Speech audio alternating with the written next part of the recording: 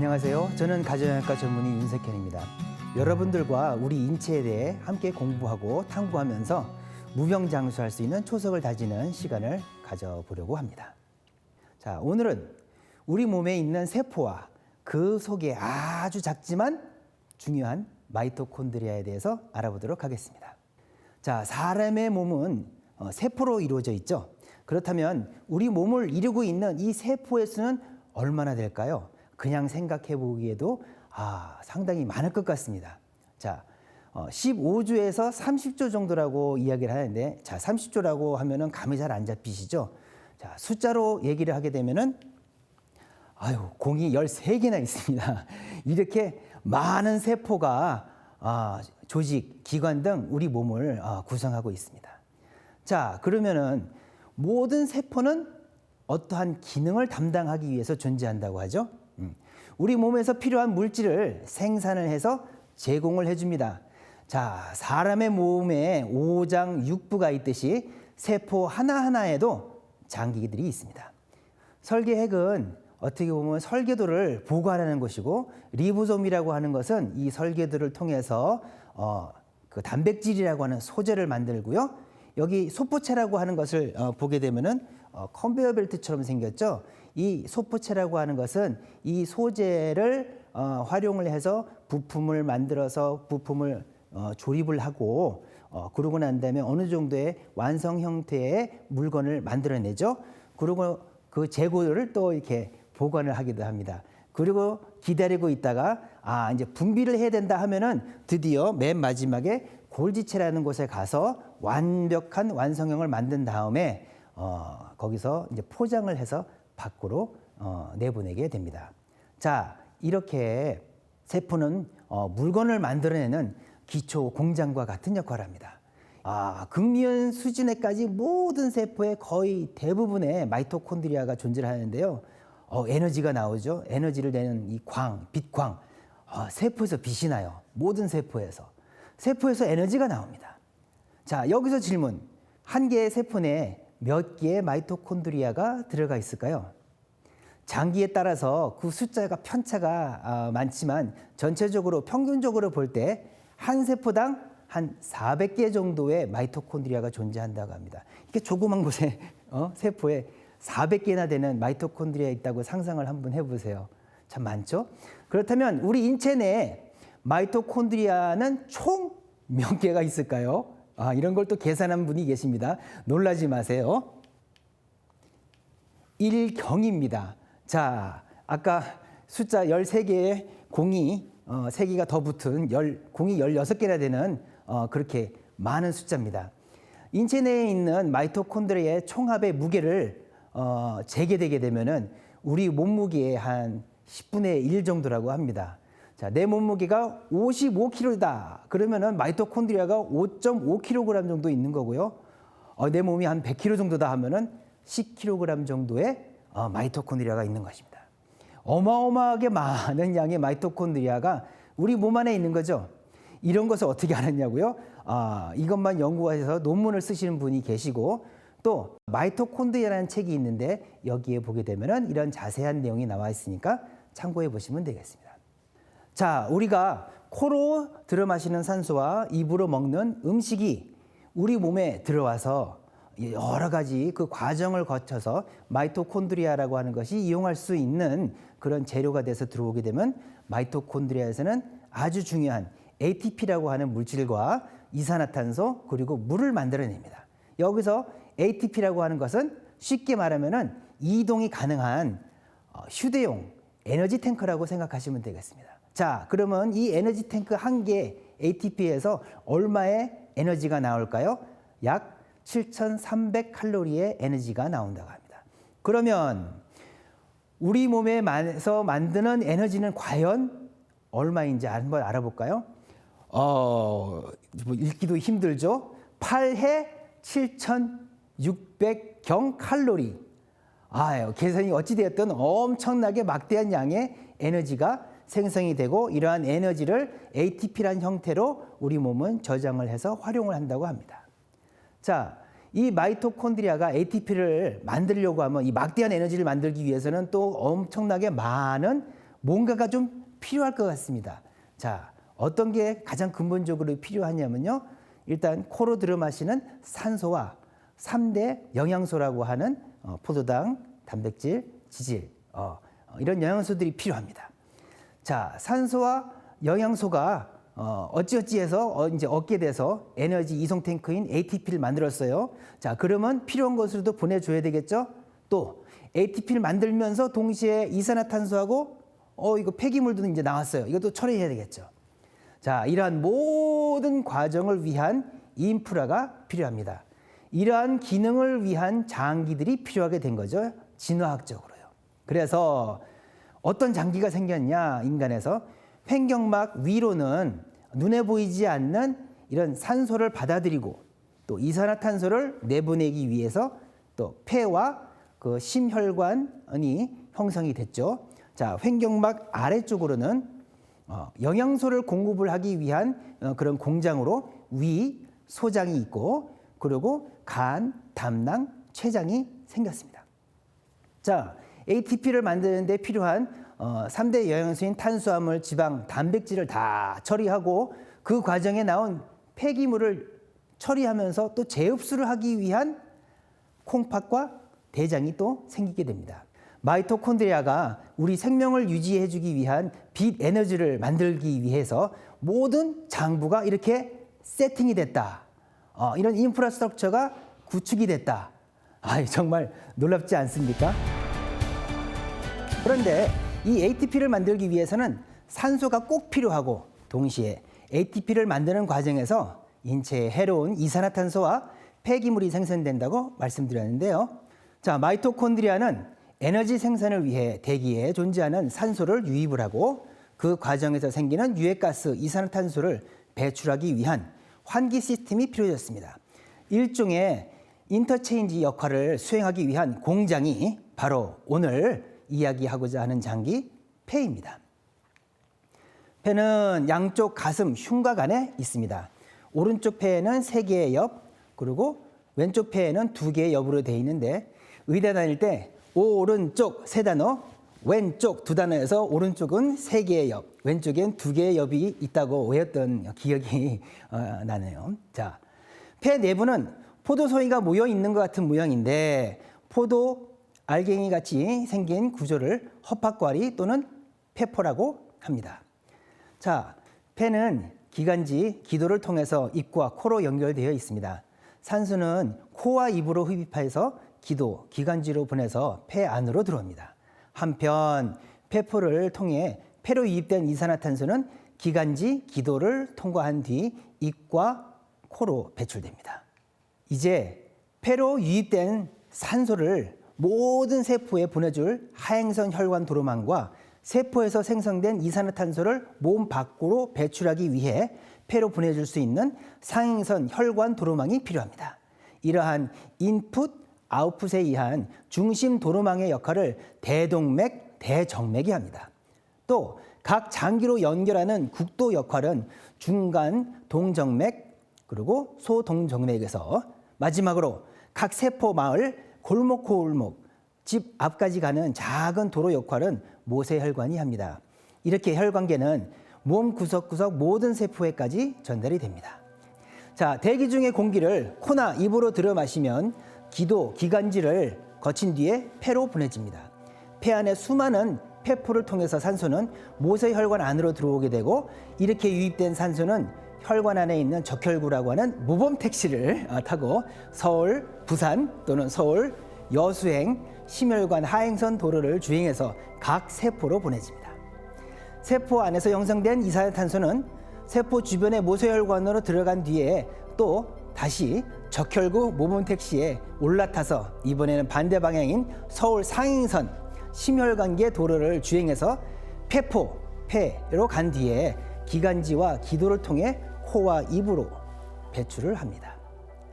자, 국가 경제 흐름을 위한 돈의 창출과 이동을 위해서 도로망을 형성하여 물류가 옮겨가듯이 인체라는 국가는 생명 존속을 위한 에너지 생성 분배를 위해 혈관을 통해서 모든 물질들이 교환 순환됩니다.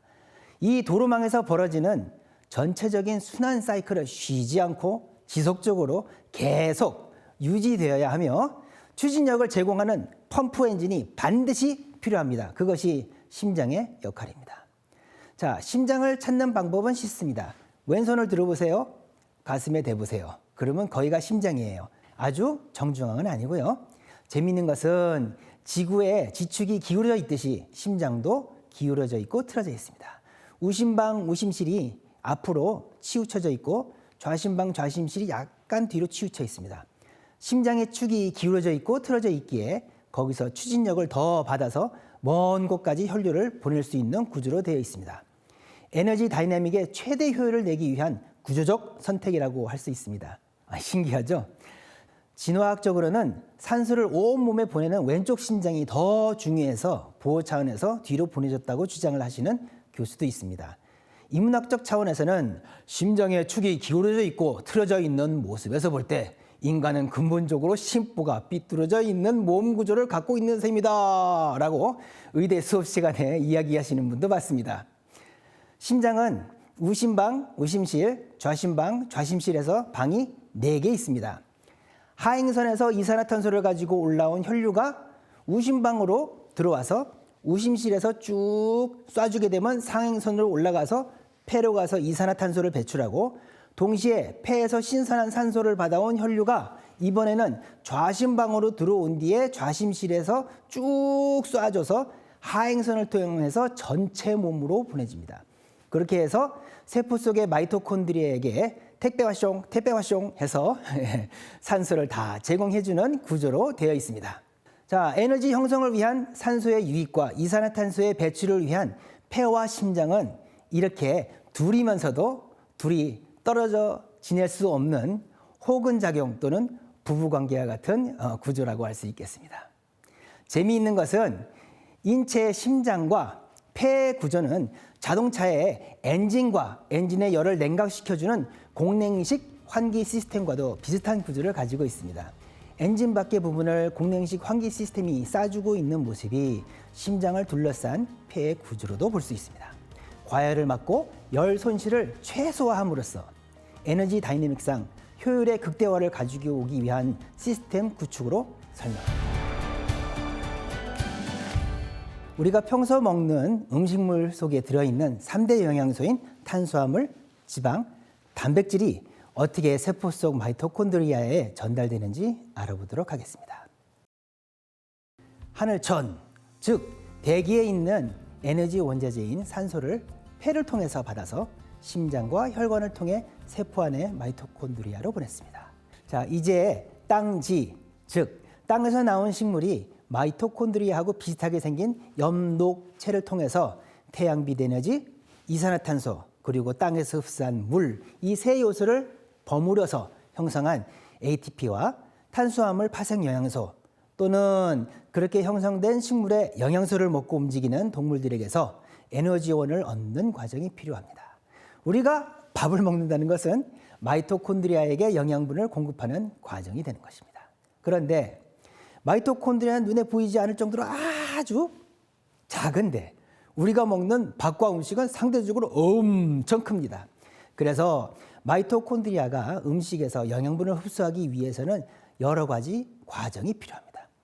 음식물을 분해한 뒤 화학 처리를 하여서 아주 작은 형태를 만들기 위한 복잡, 단단한 과정을 거쳐야만 합니다. 이제 두 번째로 중요한 에너지 원자재인 3대 영양소를 유입하고 처리할 장부가 필요해졌습니다. 일단 음식을 입에 넣고 이로 씹고 삼키고 한 뒤에 식도로 내려보냅니다. 참고로 식도는 직선으로 이렇게 쭉 내려가는 모습인데 기도와 심장 뒤쪽에 있습니다. 숨은 잠시만 안 쉬어도 사람이 죽지만 굶는 것은 며칠 참을 수 있기 때문인지 숨구멍인 기도가 앞에, 식도는 뒤에 있습니다. 음식을 먹을 때는 앞에 숨구멍이 막히고 뒤에 식도가 열리는 자동 밸브가 있어서 사례가 들지 않게 되어 있습니다. 자, 이번에는 위 또는 밥통이라고도 하죠. 사람이 의자에 이렇게 기대어서 앉아있는 모양처럼 생겼습니다. 위는 음식을 잘게 부수고 위산을 분비해서 단백질을 분해하고 유동성 있는 혼합물로 만들고 이를 십이지장으로 보내어 소화를 돕는 역할을 수행합니다. 우리가 해독 주스 만들 때 쓰는 믹서기 같은 역할을 생각하면 이해가 쉬울 것 같습니다. 자, 이제 십이지장입니다. 십이지장은 디귿자 모양 또는 말발굽 모양의 장기입니다. 그 길이가 손가락 12개 마디 정도라 해서 십이지장이라는 이름을 얻게 되었습니다. 십이지장 말발굽 안쪽에 췌장이 붙어 있고 간과 담낭에서 나온 효소를 배출하는 관 또한 같은 위치에 연결되어 있습니다. 탄수화물, 지방, 단백질도 사실 작은 세포 안에 수많은 마이토콘드리아가 영양소로 활용하기에는 분자의 크기가 너무 큽니다. 활용을 할 수 있게 아주 작게 만들어야 돼요. 그러기 위해서는 화학 첨가제 같은 것도 넣어줘야 되고 마이토콘드리아가 흡수할 수 있을 정도로 아주 작은 크기로 만들어야 되겠죠. 그 어려운 거를 해내는 장기가 바로 간, 담낭, 췌장입니다. 간은 삼각형 모양으로 된 장기로 두꺼봐 두꺼봐 헌집 줄게 새집 다오라는 노래처럼 폐기물 재활용 공장 또는 재생 공장의 역할을 합니다. 더 나아가서 단백질 제조와 해독 작용을 하는 효소들을 만들어서 몸 안에 수많은 화학 반응을 가능하게 하고 관장하는 첨단 소재 공장이라고 할 수 있겠습니다. 여기 담낭은 손에 쥐어질 정도 크기의 주머니 모양으로 간에서 이렇게 제작된 지방 분해 효소를 이렇게 저장을 했다가 필요할 때 분비하는 스토리지, 저장 창고 같은 장기입니다. 자, 췌장은 아까도 말씀드렸다시피 말발굽 모양의 십이지장 안쪽에 붙어 있는 한 15cm 정도의 칼 모양의 장기로 노란색 구조물입니다. 소화 효소액을 이렇게 내며 동시에 혈액 내의 포도당 농도를 조절하는 컨트롤 타워 역할도 합니다. 자, 일단 십이지장에서 음식물이 내려오면 간, 담낭, 그리고 췌장에서 나온 특수 화학 물질인 효소를 십이지장에 뿜어냅니다. 그 과정을 통해서 탄수화물은 포도당으로, 지방은 지방산으로, 단백질은 아미노산으로 변환이 되고, 자, 소장 컨베이어 벨트로 보내서 이렇게 쭉 내려가죠. 포도당, 지방산, 아미노산을 흡수하여서 혈관으로 보내게 됩니다. 그리고 3대 영양소를 다 흡수하고 남은 찌꺼기와 오염수를 대장으로 보내게 됩니다. 대장에서는 마지막으로 최대 효율을 위해 물을 흡수해서 폐기물 덩어리 형태를 만들어 몸 밖으로 내보냅니다. 여기 상행선, 평행선, 하행선, S선 곡소 도로를 통해서 몸 밖으로 배출합니다. 자, 물을 흡수하면 모든 물은 콩팥, 신장으로 갑니다. 근데 콩팥이 아주 알뜰한 친구예요. 콩팥은 몸 밖으로 물을 내보내기 전에 마지막으로 한 번 더 걸러서 물속에 녹아있는 중요한 칼슘, 마그네슘 같은 이온들을 재흡수합니다. 어디 필요한 영양분 더 남아있는 거 아니야? 잘 봐봐 하고 확인을 한번 하고 물을 방광으로 보내는 것이죠. 자, 방광은 딱 풍선에 물 집어넣은 것처럼 생겼어요. 예, 몸에 도움이 안 되는 오염수 그리고 과잉으로 투입되어 흡수 안 되는 예를 들어 고용량의 비타민 같은 거죠. 비타민C를 너무 과하게 복용하면 소변이 샛노랗게 나오잖아요. 너무 과하게 섭취했거나 몸에 안 좋은 영향을 줄 수 있는 물질들을 방광으로 보내서 몸 밖으로 내보냅니다. 3대 영양소 처리 장부인 식도, 위, 소장, 그리고 첨단 화학 소재 장부인 간, 담낭, 췌장, 그리고 폐기물을 처리하는 장부인 대장, 신장, 방광에 대해서 함께 알아보았습니다. 마이토콘드리아는 매 순간 엄청난 양의 에너지를 생성합니다. 그렇다면 인간은 무엇을 위해 이렇게 많은 양의 에너지를 생성하는 걸까요? 또 어떻게 에너지 생성 과정 중에 한 번도 발화하거나 폭발하지 않고 몸을 유지할 수 있는 걸까요? 인체는 이 문제를 해결하기 위해 선택과 집중이 아닌 분산, 배분, 순환을 통해 찻잔 속의 폭풍 같은 동적 평형을 이룹니다. 외관상 정지한 것처럼 보이지만 내부적으로는 활발히 움직이고 있는 것이죠. 인간 몸 중앙에는 상생의 엑셀, 상극의 브레이크를 리드미컬하게 밟아가며 에너지 배분, 조절을 하는 컨트롤 타워 시스템이 존재합니다. 이 시스템이 오늘 알아보고자 하는 호르몬 시스템입니다. 하나하나 알아볼까요? 송가선은 솔방울처럼 생긴 장기로 뇌 안쪽 중앙에 있습니다.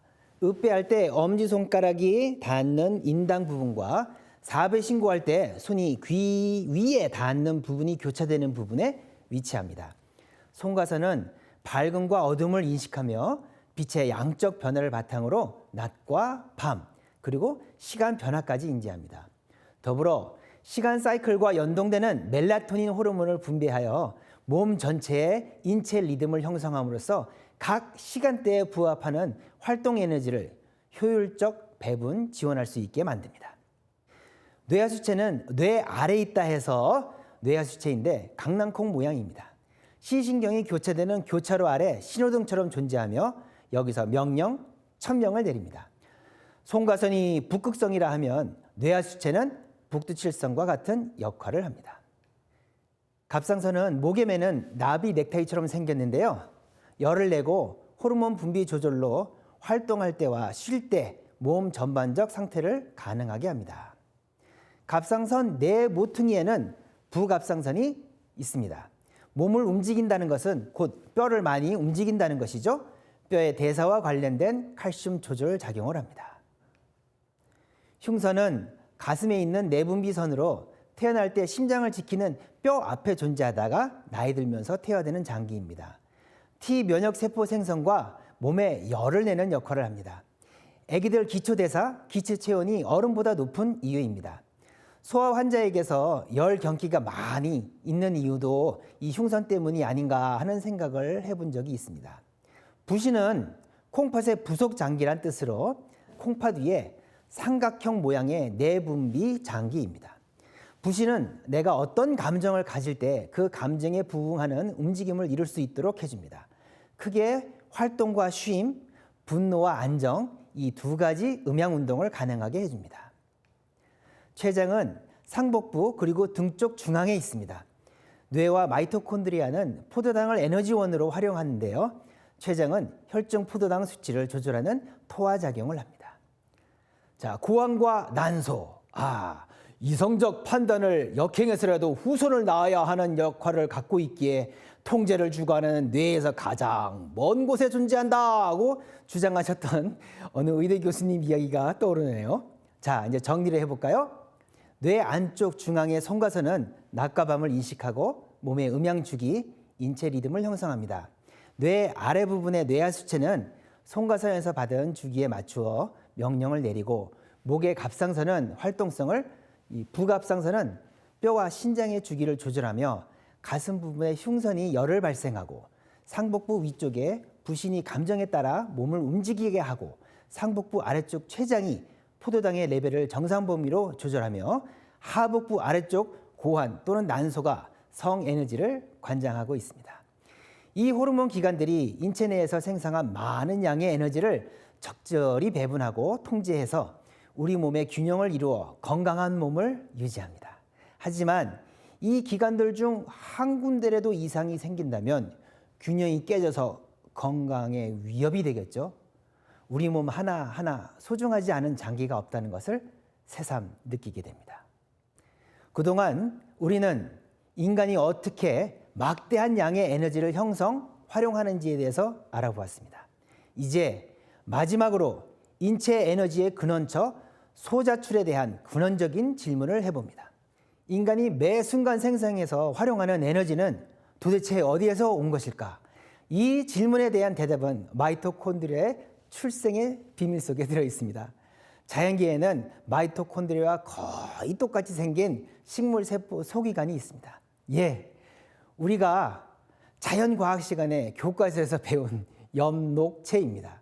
엽록체가 생성한 산소와 탄수화물 유기물을 마이토콘드리아가 받으면 ATP를 형성하는 대신 엽록체와 이번에는 정반대로 이산화탄소와 물을 배출합니다. 마치 거울의 양면을 보는 것 같죠? 엽록체 광합성 후 배출된 산소와 3대 영양소를 마이토콘드리아가 재활용하고 마이토콘드리아에서 배출한 이산화탄소와 물을 엽록체가 재활용합니다.